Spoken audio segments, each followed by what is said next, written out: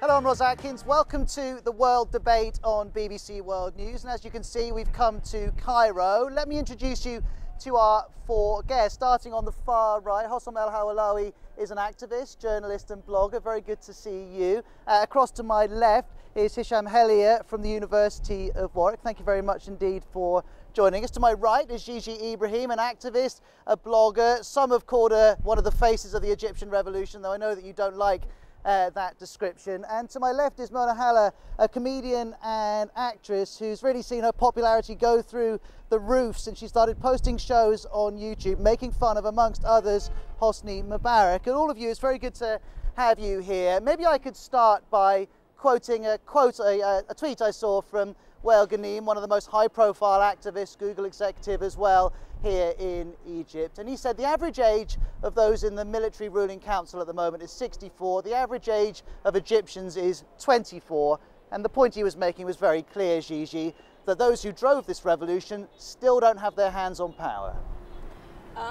Well, you know, it was a people's revolution from all different age groups, and usually revolutions are carried out by the youth, but it's not so much about age as opposed to like the group that's in power, and the people that carried out and still defend the revolution are the ones that should be in power.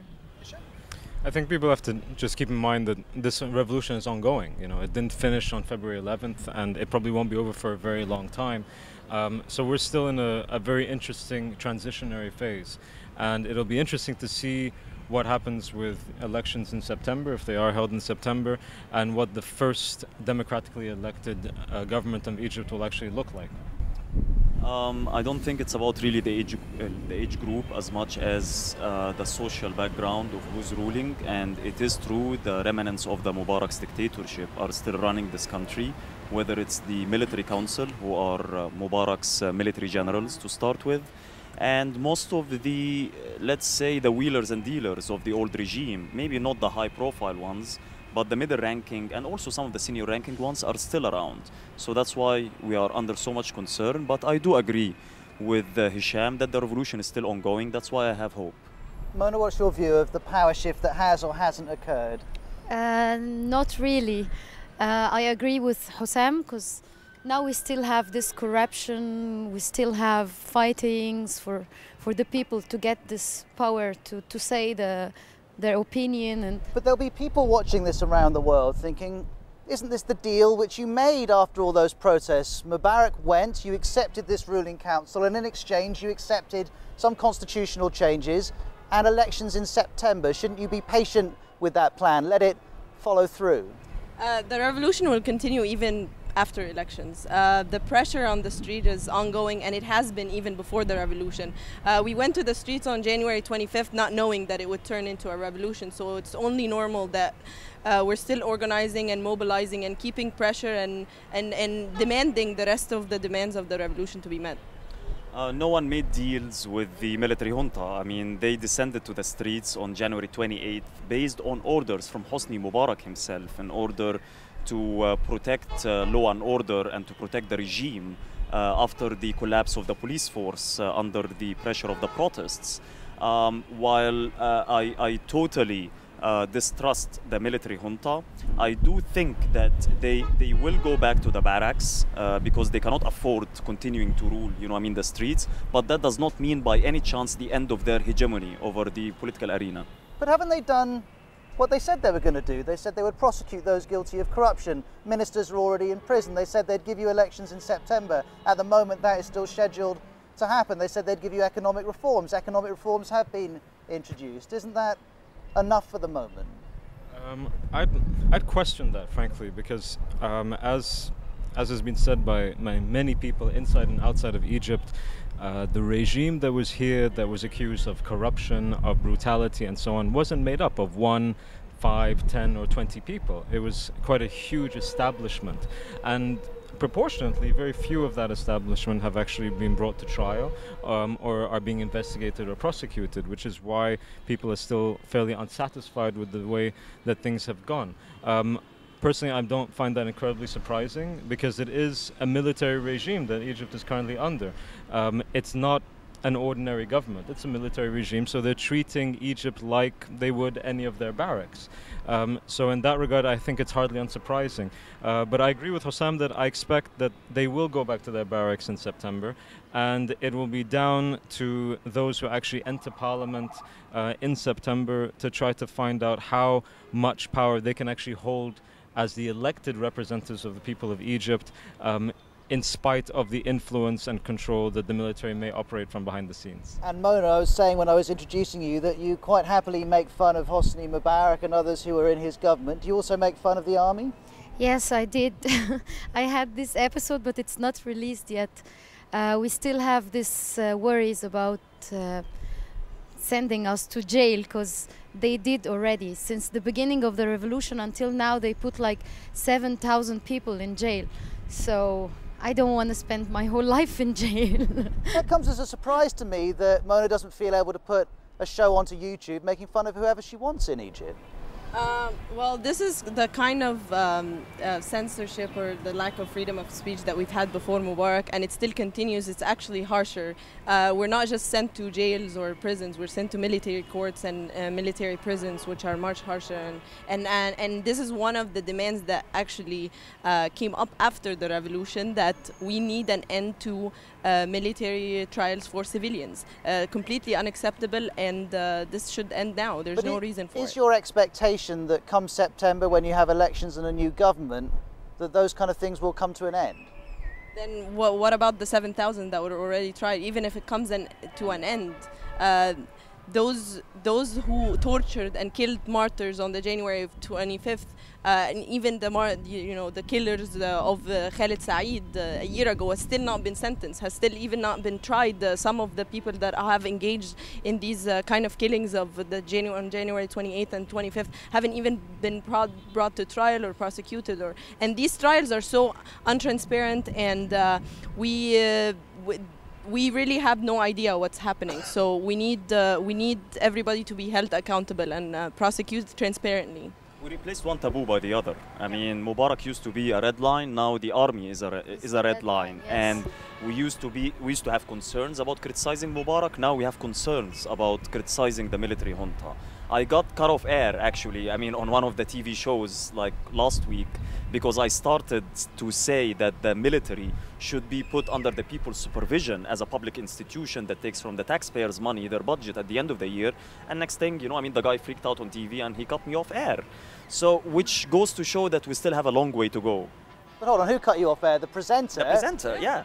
Well, but that's not the military's fault. That's just the presenter deciding he doesn't want you on his show. I mean, that kind of thing. It's not going to happen today, I can promise you. But I hope not. But that kind of thing does happen. That kind of thing happens all over the world. That's the way TV and radio presenters work. He's a veteran presenter who used to come from state TV background, so he knows how to play it safe in general. And he thought that what I was doing was not safe for him anymore. And obviously, Hossam was brought on this show to discuss another presenter that was going to the military prosecutor to be questioned. So obviously, he didn't want to be like the next presenter to be prosecuted.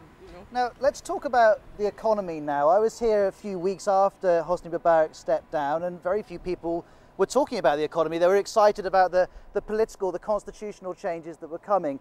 Being here now in Egypt, it's the first thing people are mentioning to me. They seem to feel they're paying a price for the change which they've demanded, and they don't want to pay that price anymore. And am I wrong in getting the sense that if that's not fixed, that people's commitment to change and to reform might start to weaken? I think you're absolutely right on that. I'd say that there are two issues that occupy the minds of most Egyptians at the moment. The first is security, the second is the economy. And these are two very, very critical, basic issues, I think, that really occupy the average Egyptian on the street, inside and outside of Cairo. This is a country of 83 million people, and it's not confined to the media that we see on TV or in the newspapers or on blogs or Twitters or anything like that. It's really a very, very big country, and I think that these are two of the basic issues that people are thinking about. And it will be very important that any party that seeks to actually enter parliament in September takes those two issues on very, very head on, very strongly, because that's what will matter most to people, I think. When you say take those issues head on, but how do you take those on? What is the best way of getting the Egyptian economy moving? It's not growing as fast as it was before the revolution. Here in the cities of Egypt, inflation is over 10%. These are tough times. So what's the answer? To embrace globalization, to embrace capitalism? We have very well capable people that are have done research, decades of research on how to build the Egyptian economy not based on tourism and foreign aid. This is exactly what we need to end, being a client state to the West or whatever, the World Bank or the IMF.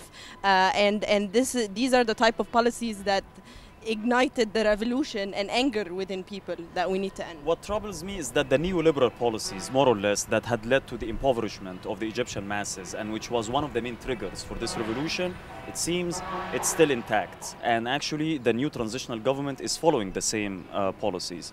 The labor movement here in Egypt had already put forward, several demands about the national minimum wage, a maximum wage. We're talking here about the renationalization of the privatized factories that have been demolished, actually, thanks to neoliberalism. All of these are radical measures that could help alleviate some of the grievances that we have now. But in the short term, you're saying you don't want the IMF and the World Bank to help, but in the short term, this economy needs more money than it has coming into it at the moment. People living their day-to-day lives need the cost of living to come down, need their incomes to go up.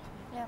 Would you accept that capitalism and that the rest of the world engaging with the big economies of the world, China, India, America, has to happen? I think there's going to be some very tough economic decisions to make in Egypt.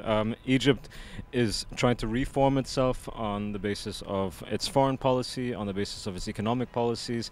There are huge demands that occupy the minds of people right now, and I'm glad that Hossam brought up the minimum wage, because it's one thing that was brought up very early on, but hasn't been really pushed to the forefront of the debate at all, by all parties, and I include all parties in that regard. It's not one of the most pressing issues, and we will see in the coming weeks and the coming months and more intense economic catastrophe, I think, hit this country if we're not very, very careful.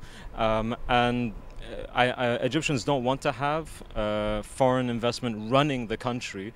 But it remains to be seen who will have a sufficiently robust economic policy that will allow people in this country to develop without having to rely on outside handouts.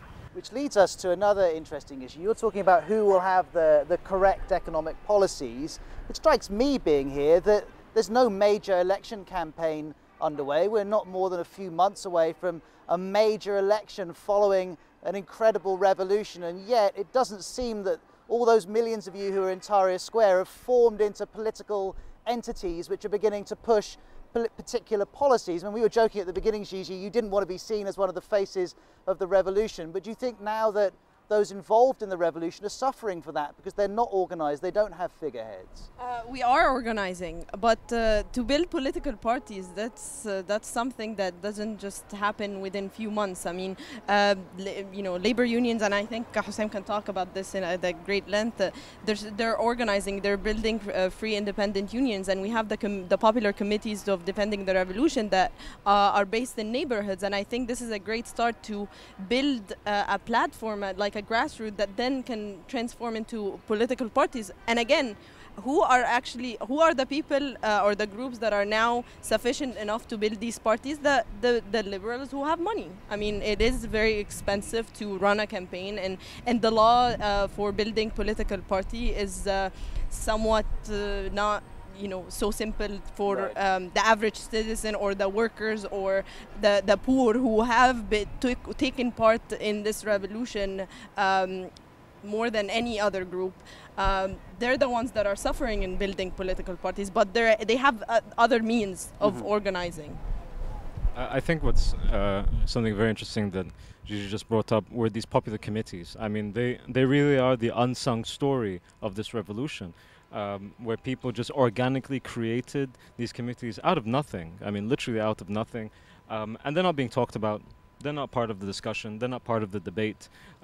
At best, they're little stories that happen in the papers once in a while. But really, that for me is where one of the main hearts of the revolution actually are. But they will not be organized in time.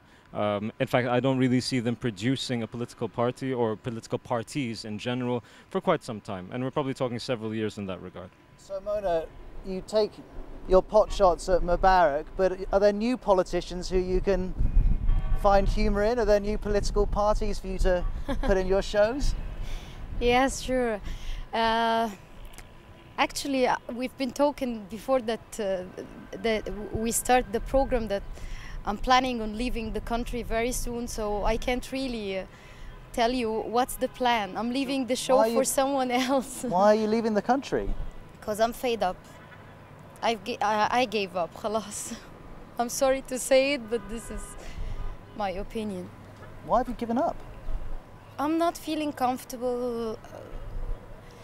Everyone is insulting me in the street, so I'm not feeling good. I'm not feeling comfortable. I'm not feeling safe. That's because you've become famous, or because of something that's happened since the revolution? Yes, because I'm becoming much more famous than before, but also because I'm a female. We're fighting against this. I think Gigi is suffering. I think it has been the case even before the revolution. No, but now it's worse than before. Definitely for working class women and for the urban poor who do not have, the opportunity to leave this country is definitely a much worse situation. Yeah, but sure. I hope that you change your mind, because we are at a time where it is a war against, the old regime, and definitely we need all the good people here in this country who can bring about change. And think about it, if you leave, then you're leaving it to the corrupt guys. And I do enjoy your videos, and I hope you keep on producing them. I'll think about it.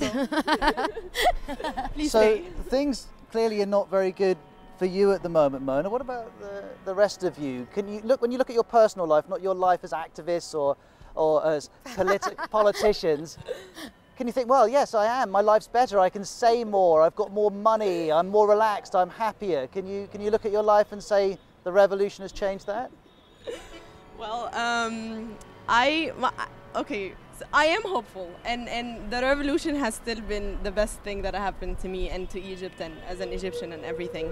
However, it's tough, but it has always been tough. I think it's now that we have more hope than ever. Maybe before, there's so many people that were discouraged and thought that this day would never happen, and the fact that we accomplished somewhat a lot in a short time, I think that should give us hope to continue and believe in the revolution. And I do believe in the revolution, and that's the only thing that's keeping me hopeful. I think that word that Gigi just said, hope, I wouldn't have heard that word a year ago in Cairo, or anywhere else in Egypt for that matter, and probably in many countries across the region. And I think that's what's really changed within this country, that people have the possibility of hope, which they didn't have before. Are you getting up in the morning and thinking, life is better, things have changed? Well, see, here's the thing, Rose. If I limit how I think about in the morning to my own personal life, then yeah, it's a great time, because Egypt for a very long time was extremely boring for an academic who looks at contemporary political affairs. Certainly not that anymore. Yeah, but I can't look at it like that, to be quite honest, because I have to think about that. If it's so interesting for me to write about and to talk about and to analyze, it's because there are serious challenges facing the country. And I know that for many, many, many Egyptians, their basic needs are not being met in the same way that they were. And it's very tough for them. And they're the ones, remember, Tahrir Square wasn't made up of people like us around the table alone. In fact, it was made up of all of Egypt. It wasn't to say all of Egypt was in Tahrir Square, but all sectors of society were there. And they've paid a price. And they deserve to have that chance to build a better Egypt for themselves. Have you paid a price, Assam? Has your life? Well, I got shot at. Better? I got injured. I had to leave home like few times. I haven't gone to work since January 28th, so I'm totally bankrupt at the moment. But I never felt better in my life. Why? Because we got rid of this dictator, and I am extremely hopeful about this coming period that we're gonna even do much more wonders that will inspire the rest of the world. So let me ask you all to finish. Clearly, you are all united, as were most people in this country in the end, around the idea that Hosni Mubarak had to go. Strikes me there isn't that same unity over what you want to put in his place. So when you look 5 years, 10 years down the line, what kind of Egypt do you hope will exist? Maybe Mona, you could go. It's very confusing for me because we have this ups and downs all the time. Every day I wake up early in the morning every day and I full of hope, and I open the television and I see a lot of confusing things. So I can't really give my opinion what's going to happen in the next few months. Gigi, what about you? What do you hope? Do you hope this will be an Islamic society, a Western society, something in between? I definitely hope for a civil state, and I think that was a big sentiment in the revolution. Most people that I know and I talk to all the time are pushing for a civil state with equal rights to, Christians and Muslims and non-believers and everybody. But I think that in the long run, Egypt will thrive and definitely be much better than before, and I'm very hopeful about that. Sam, what about you, quickly? You said 5 to 10 years, Ross, and that's actually not very long in the life of a country. I think realistically, and Egyptians can expect Egypt to become something similar to Indonesia after the revolution. I hope it would be better, but I suspect that that's what we're looking at 5 to 10 years from now. But what's very interesting from an economic perspective is that economists around the world are speculating that the situation in the short term will be bad, but it could get so much better than it ever was. So we have to be hopeful for this country, because the people of this country achieve something that I don't think anybody ever expected, least of all themselves. They surprised themselves, so they can keep on surprising themselves and the world. And in the last few seconds, Hossam, your vision for Egypt? I'm more ambitious, I think, than Hisham. I hope that we get even a better deal than Indonesia. I'm a socialist and I believe in direct democracy, which I think is very feasible. And in 5 to 10 years, we would have ridden this country of sectarianism and of sexism, which is driving you away from this country. And I do believe that we're going to be free for the first time in 7,000 years. I mean, you look at the pyramids behind you, this is one of the wonders of the world, but it's also one of the most gruesome symbols of oppression. And I think we're about to build a new society that will change totally this look.